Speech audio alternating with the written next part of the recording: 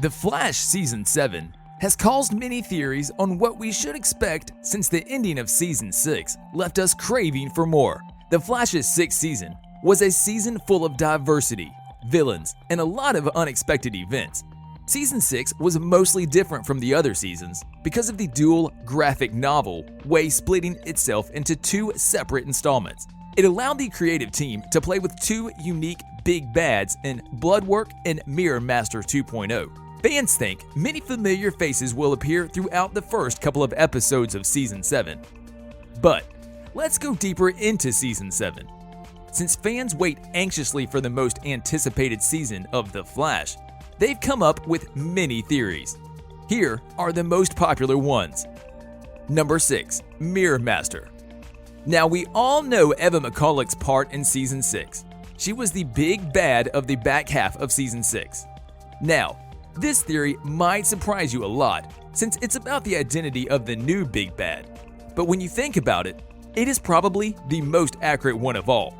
Now, since Season 6 never got the opportunity to accurately finish its narrative, she's still the show's big bad, and we're certainly going to see her in the first couple of episodes of Season 7. But a lot of things changed since Season 6 ended, and the episodes which were originally planned to conclude the previous season could look very different when they opened Season 7. Certainly, the writers had their time to decide how those episodes will work at the beginning of the season. What does this mean? Expect some major changes and a wild ride. We all know that Eva has been a great character, with perfectly presented features since the very beginning. But we can see that the show has low-key captured her evil side in Season 6. The finale marked her debut in her new Mirror Master costume. Hence, we suppose her anger leading the first half of Season 7. Working with the CCPD to try to find my husband's murderer. And as for McCulloch Technologies, I will be resuming my position as CEO. Number 5. Sue Dearborn. The Flash producers always know how to surprise us with shocking plot twists. So, it's no wonder why fans came up with theories that go really far. When it comes to Hartley Sawyer's firing in the show, it certainly left us feeling confused because the following season was needed to continue where its predecessor left off. We can't think of a way how the show will deal with Ralph not taking a part in the show. Maybe they'll recast? Because of all of this, Sue Dearborn could end up in a really bad situation. She is the future love interest for the elongated man, and her arc was quickly tied to Ralph all season as the PI, intended to save her from Joseph Carver and his team. But seeing her fight alone, we quickly learned that she doesn't need any help. Sue becoming a villain isn't the weirdest thing that could happen. If anyone is accused of murder by Mirror Master, that indicates a pretty firm start for a potential slide into villainy. So, knowing that Sue has previously done some shady acts in the past, well, it's quite possible. Yes, fans think she would show her darker side in Season 7. What do you guys think? Well, you are slick. Oh my God, Ralph, you found her. Oh, technically, I found him. Number 4. CECILE HORTON. The Flash Season 7 trailer gave us an upgrade for CECILE HORTON, and her powers are stronger than ever after Crisis on Infinite Earths. Played by Danielle Nicolette, CECILE HORTON has been a part of The Flash since the first season. Her first appearance was in The Flash Season 1, Episode 19, Who is Harrison Wells? First introduced as the district attorney of Central City, CECILE built a strong relationship with police detective Joe West. Both of them worked on how their offices would handle the new difficulties facing prosecutors and police, as metahuman crime was the main problem in Central City. During their work, he and CECILE fell in love and became regular members of the group in The Flash Season 4, when she and Joe had a child together. With the pregnancy, CECILE's latent metahuman powers were triggered. She was able to communicate with her daughter while she was in her womb. However, by the end of Season 4, CECILE appeared great at a telepathic conduit and worked as a significant role in Team Flash stopping the Thinker in The Flash's Season 4 finale. And during The Flash Season 6, CECILE's powers disappointed to detect anything improper with the mirror world duplicate of Iris West Allen. Despite Joe West, Wally West, and Barry Allen all thinking there was something not right about the fake Iris, without any kind of empathic powers, And ever since, her powers have been described as more empathic than telepathic.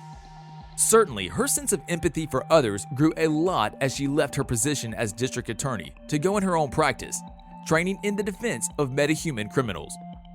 DILLON tells CECILE that she is an empath as well, just before her eyes flash green-yellow.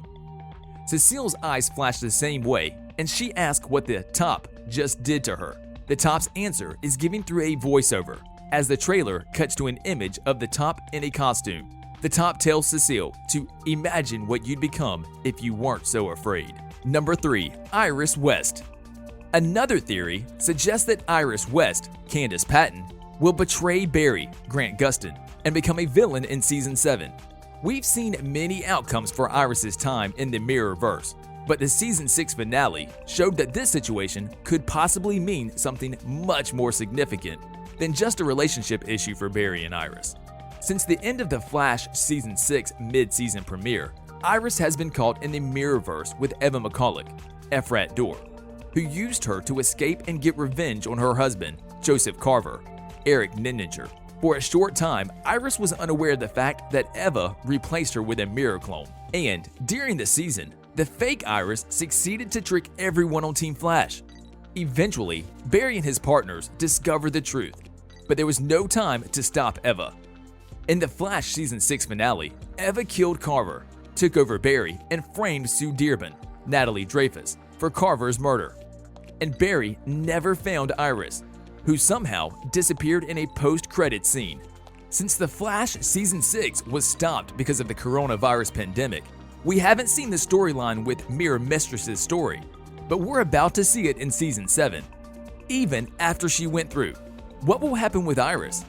In the finale, Carver revealed that there isn't enough left of Iris to save, and that she'll be unrecognizable because of how the Mirrorverse will have warped her brain. This statement could be implying a dark and evil twist for Iris.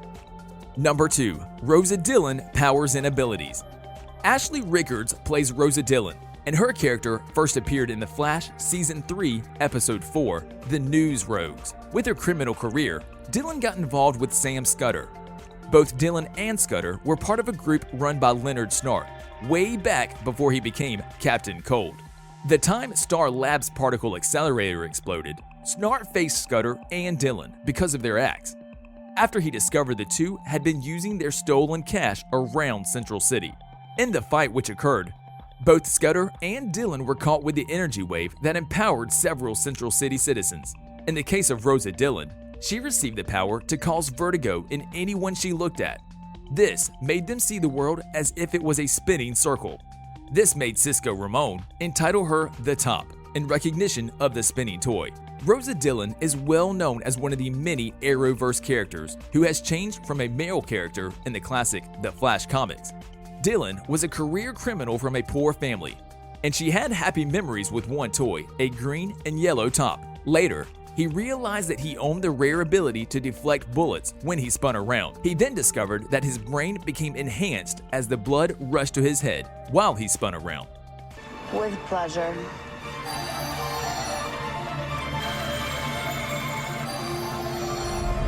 Number 1. Dillon. We continue with Dillon. We're going to try to explain his powers the best way we can. After he discovered that he was a metahuman and was able to utilize his powers without spinning, he could telekinetically move at the same speed as the Flash could run. But Dillon was dangerous because his mind was too powerful, that his consciousness was able to survive after his death and spin into other bodies. He possessed the body of Barry Allen's father, Dr. Henry Allen, and joined the Golden Glider to kill the Flash. And, well, this way, he could take over him. However, this didn't happen, but Dillon's mind proceeded to go into new bodies, trying to destroy the Flash. A retcon during the Identity Crisis miniseries made Roscoe Dillon even more threatening and dangerous. The Top's mind over matter made him completely telepathic, and he was able to make other people experience vertigo, as well as telekinetic and superintelligent.